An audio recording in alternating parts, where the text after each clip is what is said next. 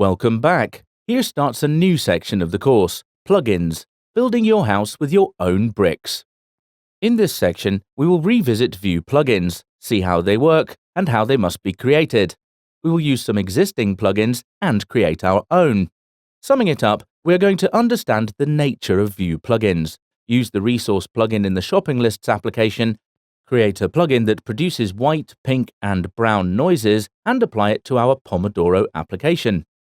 Now we move on to the first video of this section that deals with using the Vue-Resource plugin in the shopping list application. In this video, we're going to look at the nature of Vue.js plugin. We will work with servers, create and use resources, create a new shopping list, and delete the ones which are not required. Plugins in Vue.js are used for exactly the same purpose as they are used in any other scope, to add some nice functionality that, due to its nature, cannot be achieved with the core functionality of the system. Plugins written for Vue can provide various functionalities, starting from the definition of some global Vue methods or even the instance methods, and moving towards providing some new directives, filters, or transitions. In order to be able to use an existing plugin, you must first install it. You need to move to the working directory and run the command npm install some-plugin --save-dev. I have already installed it, so there's no need to do it again. And then tell Vue to use it in your application. Here's the code that does it, which we added to the plugin.vue file. We can also create our own plugins. This is also easy, as I did it with these lines of code. Your plugin must provide an install method where you can define any global or instance methods or custom directives. Then it can be used just like any other existing plugin.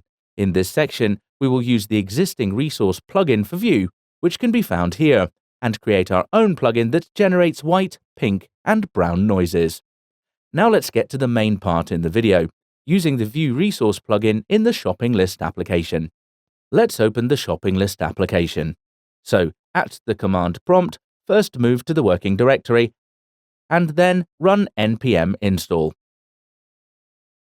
You need to wait for a few seconds till it runs the application. It's done. Now let's npm run dev. Next, open the browser for the local host 8081.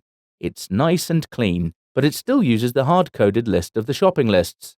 It would be really nice if we were able to add new shopping lists, delete them, and store the information on updated lists so that when we restart the application, the displayed information corresponds to the last we saw before restarting. In order to be able to do that, we will use the resource plugin, which allows us to easily create REST resources and call REST methods on them. Before starting, let's summarize everything that we need to do in order to achieve this. First of all, we need to have a simple server that contains some storage from where we can retrieve and where we can store our shopping lists. This server must provide the needed endpoints for all this functionality. After creating our server and all needed endpoints, we should install and use the Vue-Resource plugin to create a resource and actions that will call the methods on the provided endpoints. In order to guarantee the data integrity, we should call actions that update server's state on each shopping list's update. On the application start, we should fetch shopping lists from the server and assign them to our store's state. We should also provide a mechanism to create a new shopping list and delete the existing ones. Doesn't sound too difficult, right? Let's get started then. So, first we create a simple server. For the sake of simplicity, we will use a very basic and easy-to-use HTTP server that stores data inside a regular JSON file. It is called JSON Server and it is hosted at GitHub, which you can find by browsing to this web link. See that you are in your working directory and then run the command npm install --save-dev JSON-server.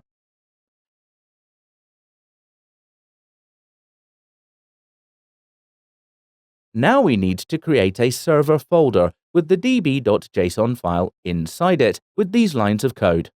You can see that I've created the db.json file within the server directory within shopping list.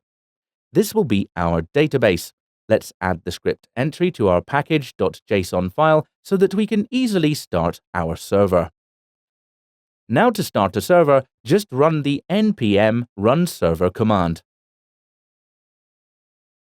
Open the browser page at localhost :3000 /shopping lists. You will see an empty array as a result. This is because our database is still empty. Let's try to insert some data using curl and run the command curl-h in uppercase -d single quotes brace open in double quotes title new comma items close brace http and give the path for the local host. If you refresh the page now, you will see your new inserted value. Now that we have our simple REST server up and running, let's use it in our shopping list application with the help of the Vue-Resource plugin. Before going deeper into the usage of the Vue-Resource plugin, check out its documentation at this page on GitHub.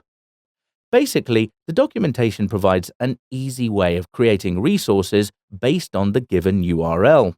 After the resource is created, we can call get, delete, post, and update methods on it. For this, we need to install it in the projects folder. Run the command at terminal npm install Vue-Resource --save-dev. Now let's create the entry point for our API. Go to the editor and inside the src folder of the shopping list application, create a subfolder and call it API. Here, create an index.js file inside it. In this file, we import the Vue-Resource plugin and tell Vue to use it. Nice! Now we are ready to create shopping lists resource and attach some methods to it. To create a resource using the Vue-Resource plugin, we just call a resource method on Vue and pass the URL to it. The shopping lists resource constant now exposes all the methods needed for the implementation of CRUD, that is, create, read, update, and delete operations. It is so easy to use that we could basically export the resource itself, but we export nice methods for each of the CRUD operations. The full code for the API index.js file can be seen in this gist at this link.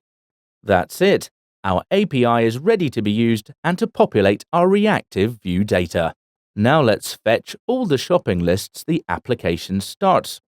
Let's start by creating an action that will fetch and populate the store's shopping list state. After its creation, we can call it on the main app.vue-ready state. Define a constant in the mutation_types.js file. Here's the line of code which I have added. Now create a mutation. This mutation will just receive an array of shopping lists and assign it to the shopping lists state. Let's move to the mutation.js file.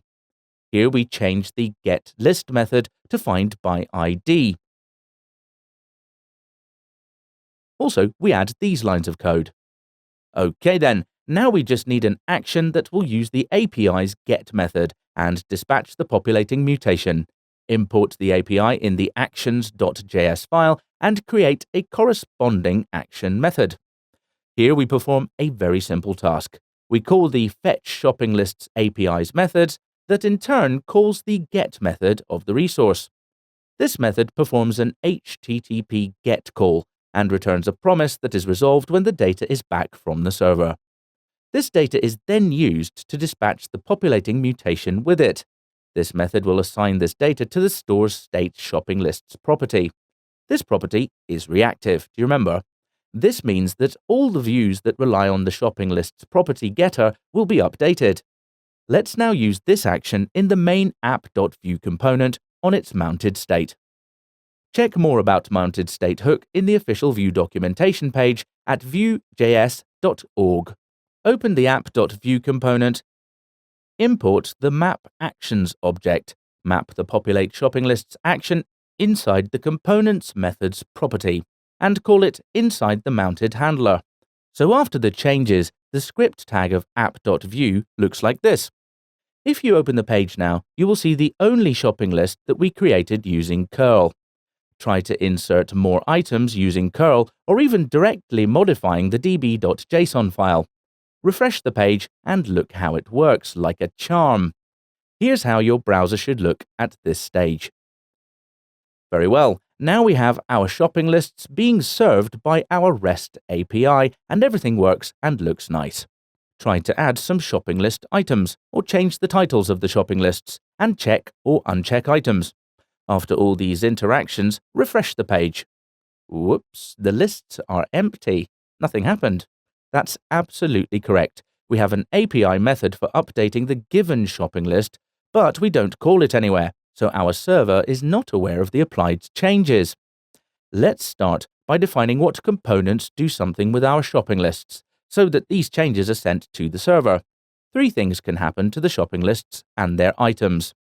The title of the list can be changed in Change Title component. The new item can be added to the shopping list in Add Item component. The item of the shopping list can be checked or unchecked in Item component. We must create an action that must be triggered on all these changes. Within this action, we should call the Update API's method. Have a close look at the Update method inside the API index.js module within the src folder. It must receive the whole shopping list object as a parameter. We have added the Update shopping list method.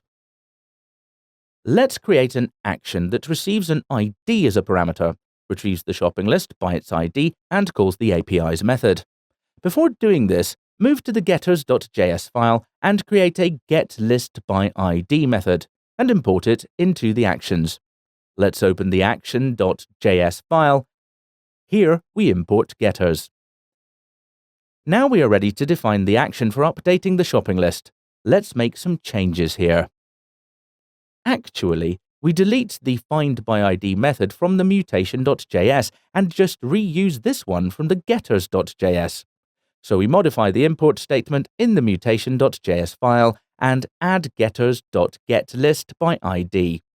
Also, we change the parameters passed to this function as data.id and data.title. So this is how the file looks after modification. Well, now we have defined the action that calls the update list method of our API.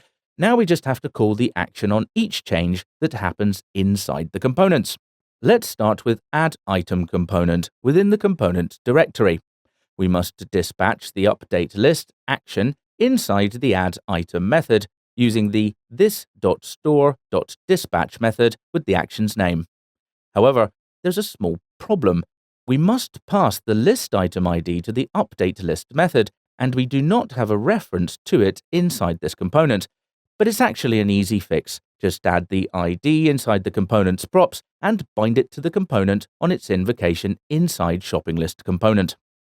Now we modify the code in the Add Item component, and here's how our Add Item component script tag looks, like this. And inside shopping list component on the Add Item component invocation, bind the ID to it.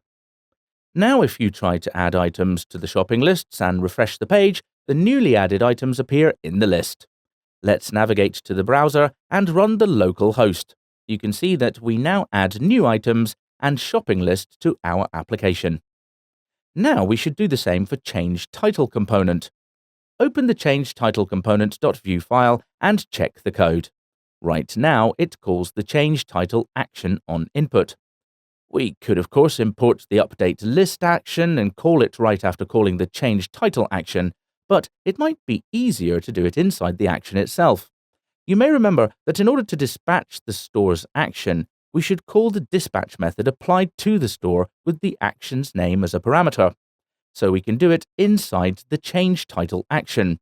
Just open the action.js file, find our Change Title action, and add the call to update list. It's already done. We already made the changes, as you can notice in this highlighted code. Now open the page, modify the titles of the pages, and refresh the page. The titles should maintain their modified state. Superb! The last change that we need to guarantee to be persisted is the change to the shopping list's items checked property. Let's look at Item component and decide where we should call the update list action. Let's start by adding the ID inside the props attribute, just like we did with the Add Item component. We must also bind the ID property to the component's invocation, which is done inside items component. We have made the changes here as well. This also means that we must bind the ID property to the item component inside shopping list component. So, in the shopping list component, you need to add this line of code. We should also import the map actions object inside the item component and export the update list method inside the method's property. Okay then, everything is bound to everything. Now we just have to find the right place inside the item component to call the update list action. And this turns out to be not such an easy task, because unlike in the other components, where we had event handlers dealing with changes and calling the corresponding functions, here we just have class and model bindings attached to the checkbox element. Luckily for us, Vue provides a watch option that allows us to attach listeners to any of the component's data and bind the handlers to them. In our case, we want to watch the item.checked property and call the action, so just add the watch attribute to the component's options as I do it here. Try to add items to the shopping lists, check, uncheck, and check them again. Once an item is added, you check and uncheck them. Now if you refresh the page, everything looks like it was before refreshing. We will now create a new shopping list. Okay then, we are already fetching the shopping lists from the server. We also store applied changes, so we are fine. But wouldn't it also be nice if we could create the shopping lists using the user interface of our application instead of modifying the db.json file or using curl post requests? Of course it would be nice, and of course we can do it with a few lines of code. Let's start by adding the action that calls the corresponding API methods. In the actions.js file, we have added these lines of code. Now we have to provide a visual mechanism for calling this action. For that, we can create an extra tab in the tab list with the plus button, which will call the action when it is clicked. We will do it inside the app.vue component. We have already imported the map actions object. Let's just add the create shopping list method to the exported methods property. Let's move to the app.vue file. Have a look at the script tag. First, we have added all the necessary import statements and then added the shopping list component and shopping list title component. Next, we added the code for computed map getters. Also, we have added the code for mounted method. At this moment, our app.vue component has access to the create shopping list action and can call it on an event handler. The question is, with what data? The create shopping list method is waiting to receive an object that will then be sent to the server. Let's create a method that will generate a new list with a hard-coded title, and within this method, call the action with this new object. But where should it put this method? The method's property of the component is already occupied by the invocation of the map actions helper. Well, the map actions method returns a map of methods. We can simply extend this map with our local method. So, here's the method which will generate a new list, and we call the action. Now we just need to add a button and bind the add shopping list method to its click event. You can create your own button anywhere on the page. This is my button's code, which you see highlighted. Look at the page. Now we have a nice plus button on the last tab, which clearly indicates that there is a possibility of adding a new shopping list. Let's try it with a new name, say clothes. Actually, this makes perfect sense. We updated the information on the server, but the client side is not aware of these changes. If we could populate shopping lists after the successful shopping list creation, it would be nice, wouldn't it? Just go back to the actions.js and call the populate shopping lists action on the promises, then call back using the store.dispatch method. Here's the code we have added to call the populate shopping lists action, and for the callback. Now if you click on the plus button, you will immediately see the newly created list appearing in the tab pane. Let's go to the browser and do it. You can now click on the new shopping list, change its name, add its items, and check and uncheck them. When you refresh the page, everything is just like it was before the refreshing. Amazing work. So, we can see that we are able to add to the list, check it, and uncheck it. Now let's delete existing shopping lists. We are already able to create and update our shopping lists. Now we just need to be able to delete them. After all the things we have learned in this section, this will be the easiest part. We should add the action that will call the delete shopping list method for our API, add the remove button to each of the shopping lists, and call the action on the button click. Let's start by adding the action. Similarly, as we did with the creation of shopping lists, we will call the populate method right after removing the shopping list. In the action.js file, add the delete shopping list method. Now, let's think where we should add the remove button. I would like to see it near the shopping list's title in the tab header. This is the component called shopping list title component. Open it and import the map actions helper. Export it in the methods property. So, here's how the code inside the script tag of this component looks. Now let's add the remove button and bind the delete shopping list method to its click event listener. We should pass the ID to this method. We can do it directly inside the template. I also added a little bit of styling to the remove icon so it looks a bit smaller and a bit more elegant with these lines of code. That's it. Open the page and you'll see a tiny X button near each shopping list title. Try clicking on it and you will immediately see the changes. As you click it, the list gets deleted, or rather we could say it disappears. Congratulations! Now we have a fully functional application that allows us to create shopping lists for any occasion, remove them, and manage the items on each of them. Good work!